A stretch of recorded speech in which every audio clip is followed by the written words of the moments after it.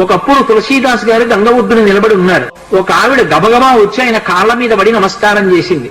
ఎప్పుడు అలవాటు మీద తులసీదాస్ గారు దీర్ఘ సుమంగళీ భవ అన్నారు.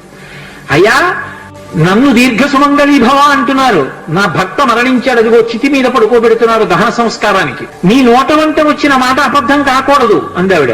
నా నోట రావడం ఏమిటమ్మా, రాముడు పలికించాడు.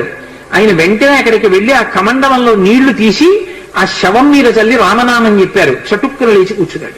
ఇది చూశారు పాదుషా యొక్క గూఢచారులు ఆ గంగా తీరంలో తిరుగుతూ. తులసీదాస్ గారి దగ్గర రకరకాలైనటువంటి విన్యాసాలున్నాయి, ఆయన ఏవైనా చెయ్యగలడని పాదుషాకి చెప్పారు. పాదుషా తులసీదాస్ ని పిలిపించారు. పిలిపించి నువ్వేమిట చచ్చిపోయిన వాడిని బతికించావుట, ఏవి కొన్నటువంటి వింత చేష్టితములు చెయ్యన్నారు. తులసీదాస్ గారు అన్నాడు, వింత చేష్టితములు చేయడానికి నేను గారడి వాడినా కాదు, రాముడు నన్ను పనిముట్టుగా అనుగ్రహించాడు, అది రామానుగ్రహం అన్నాడు. అంటే నేను చెప్పిన